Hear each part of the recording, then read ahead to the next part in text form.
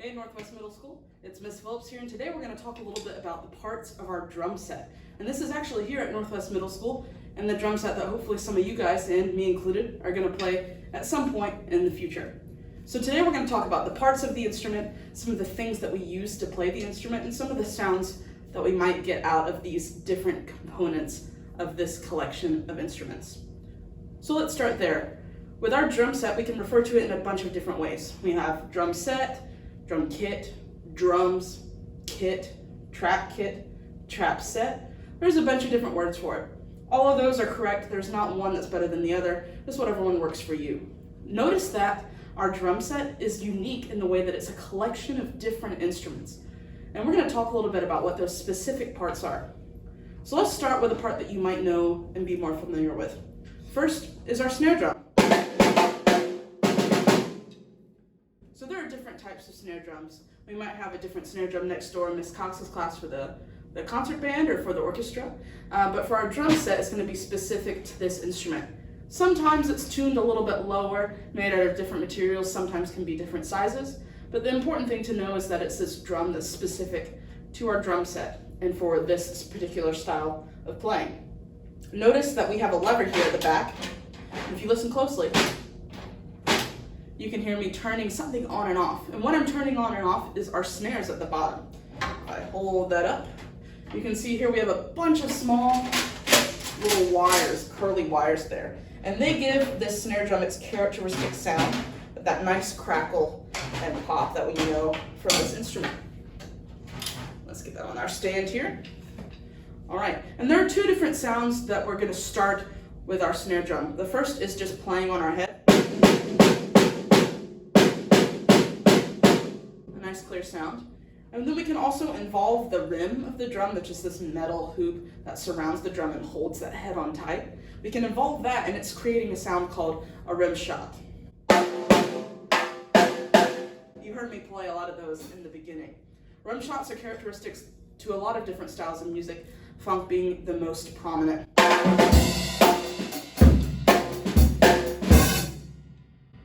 So again, all of these things depend on context and the type of sound that we might need. Let's branch out to some of our different drums here. On this particular drum set, we have two toms. And notice that these toms don't have any snares, they're just the two heads that resonate. My two toms here have two different names. The tom up here is referred to as a rack tom, R-A-C-K, rack tom, or it could also just be called a mounted tom. Sometimes these drums are referred to as tom-toms or tom, either or, doesn't matter, whatever floats your boat. This drum down here is called the floor tom, and you notice it's because it rests on legs that rest on the floor. It's not connected to anything else, and it has a lower sound. There might be some drum sets that have some really cool array of toms. Maybe I can show you them over here. Wild, right? You can have something as small as this drum set with only two toms, or something with a huge array of toms, anywhere in between. But they're all drum sets, just different sizes. And so the way that we would refer to this drum kit here is a 4-piece drum set. And how do I get that number, 4-piece? Well, the way I derive that number is by looking at the amount of drums I have. So I'm going to count my drums here. My snare drum, my rack tom, my floor tom, that's 3. And then the next drum we're going to talk about, my kick drum or my bass drum, that's 4. And so that's how I arrive at the number of 4-piece drum kit. So let's talk a little bit about this low drum down here that I'm playing with my foot. It's the lowest instrument of the drum set family, the bass, and it's called the bass drum or the kick drum or the kick, right? A bunch of different names for the same thing, which is generally the consensus of this instrument. And I play it with something called a kick pedal, and I'll show you a picture of that up here, right? And I play that with my foot, moving up and down. And that's how I play that instrument. Now let's move on to the shiny stuff here. These are called our cymbals, and that's spelled with a C, C-Y-M-B-A-L. And on this drum set in particular, I have 3 different types. Just as with our toms before, we can have a wide array of cymbals, or we can have something really minimal like I have here. Let's start with the most complex of the 3. The most complex is going to be our hi-hat, and similar to my kick drum, my foot is involved with this process. I can raise and lower my foot to change the sound. If my foot's lowered and close the hi-hat, I get a nice closed short sound. If I open my foot, I get a really wide open sound. And if I do somewhere in between, I get a really sloshy sound. And so there's a lot of area for expression and creativity on just this cymbal alone, or this set of cymbals. Right? We control the space between these two cymbals with something called a clutch, and that is this piece of hardware right here. And you're probably sitting there wondering, like, folks, why do we need to learn about the pieces of hardware on the instrument? When I get into class, it's just going to be set and that's it. That's not necessarily the case, especially with this clutch. Because the hi-hat is so important with timekeeping, the clutch is going to be one of the most important little pieces of hardware on this entire instrument. Because if it doesn't work, then our time source doesn't work, and that can be not a great thing, right? So we have to know how this clutch works. There's two ways to tighten it. We have to make sure that it's tightened on our top hi-hat cymbal here. We also have to make sure that this screw that goes into the rod of our hi-hat stand is tight, but not, Hulk tight. Now might be a really good time for you to get angry. That's my secret, Captain. I'm always angry.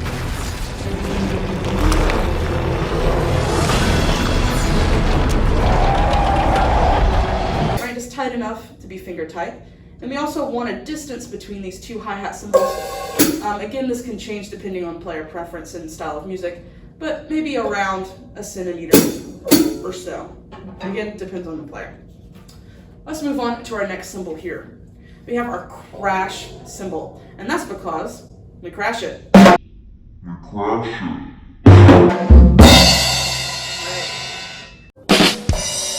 And it has a really high explosive sound. Notice that the sizes of these cymbals are all different. The hi-hats are going to be generally, again I'm generalizing here, the smallest cymbal. Then moving on to our crash cymbal, mine here is 15 inches. They can be a really wide array of sizes, but this is pretty standard, 15 or 16 inch. And then we're going to move on to our largest cymbal, which is our ride cymbal. Mine over here is 18 inches, but they can range from 20 inches to 22 inches. It really just depends on the player. But this is a good standard size. Excuse me. Notice the difference in sound between the crash cymbal and my ride cymbal here.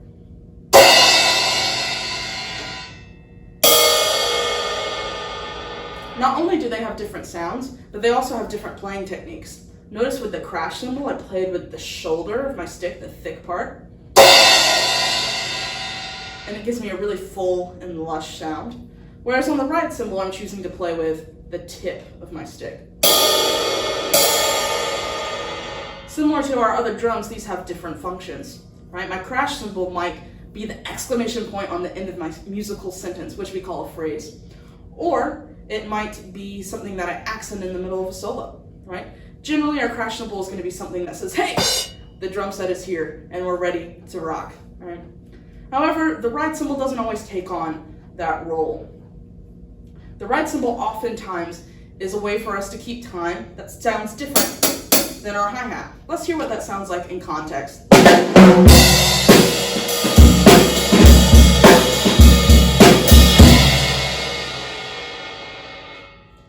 The ride cymbal also has the ability to have a different color within that, and that is the bell of our cymbal. If you look here, there's a small circle in the middle of our cymbal where it raises up, and we call that the bell, B-E-L-L.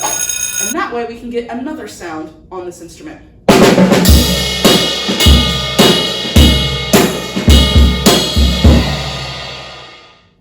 And those are the part of our drum set.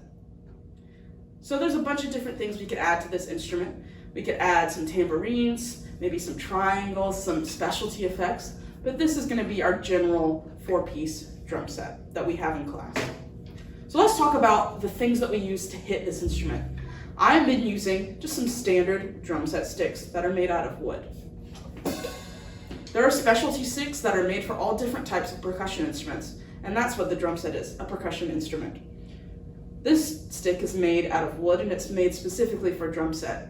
Unlike maybe our marching band sticks or our concert band sticks or orchestra sticks, these are going to be a little bit smaller and a little bit thinner in order for us to move about in the drum set and also to get some really great sounds out of our metal cymbals.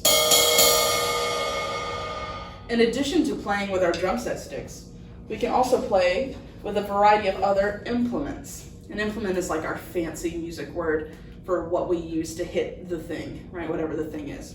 So this is called a hot rod, and it's just a bunch of little tiny wooden dowels all strung up together and held together by these two pieces of plastic and rubber, right?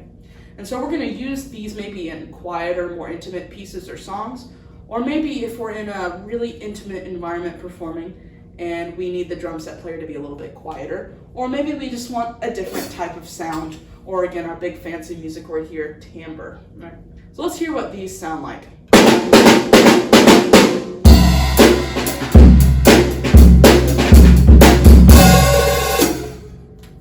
So those are our hot rods. Another implement that we might utilize in our class is called a brush. And these are really cool because they have retractable handles. Watch this. I push in that handle and then out comes my wire brush here. It's really cool because I can change the amount of wire I let out, and I can even make it go super wide or go anywhere in between. I'm going to do the same with my other one. And the great thing about brushes is we can get a really cool sustained sound, but on our drums. Listen to this.